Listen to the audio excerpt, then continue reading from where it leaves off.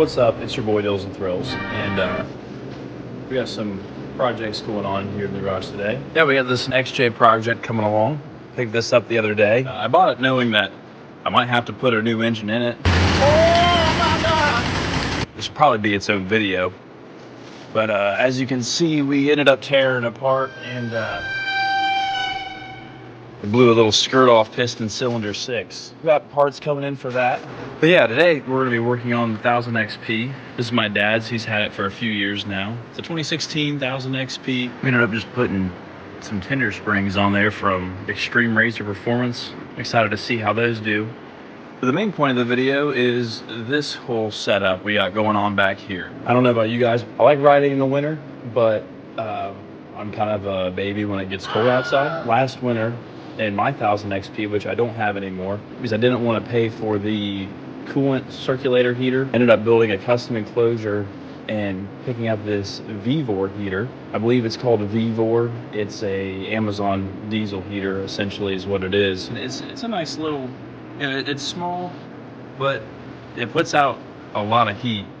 And what I did with mine was I actually just mounted this directly to the bottom on the ʀᴇᴠᴠᴇᴅ plate piece, and then I ran this exhaust piece down onto the factory exhaust, clamped it onto the factory exhaust, and then just had it come out the side here. But my dad didn't want to buy that piece for the bottom, so we ended up just kind of elevating it here since the exhaust comes out of the bottom. I think I'm going to end up putting some header tape on it just to kind of keep the heat away. Just sitting on these, ran some lags on these blocks there, ran some straps across the top, and the heat comes in through here. This rear windshield was on when he bought it, and I ended up just having an extra sheet of plexiglass for my RZR, so I kind of cut it down. It wasn't as wide, and we got a little bit of gappage there, and then I just cut out a hole for the heat to come in. For the wiring, I just ran the wiring in here, and I put it on a switch right here, and then directly to the battery. And then when you flip that on, this comes on. You can press the power and it'll start warming up. It also comes with a remote, but I'm not sure where that is. It takes just a second to warm up, and it puts out a lot of heat. And then for this, with it just being a stock cage, we use the ʀᴇᴠᴠᴇᴅ side windows. I believe these windshields are Super ATV front and rear. It was a 2-piece, but they just roll up like this, and then, you know, they unvelcro and zip up, and it actually keeps it pretty well insulated. And I ended up pulling the cover too, just to kind of show you guys what's underneath that little red cover. It's actually a pretty decent little size fuel tank, and it lasts quite a while too. It's not loud. This is not bad at all. Not overwhelming fumes, plus with it being in the bed, you're fine. I think, like I said, I am going to probably end up wrapping a header sock around that, or the header tape, wrap it around that, and then probably put a few loops on the cover down here.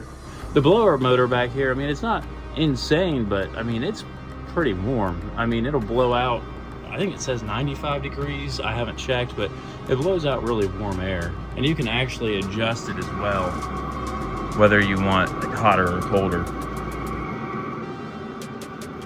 I ended up putting the Super ATV coolant heater on my Turbo R.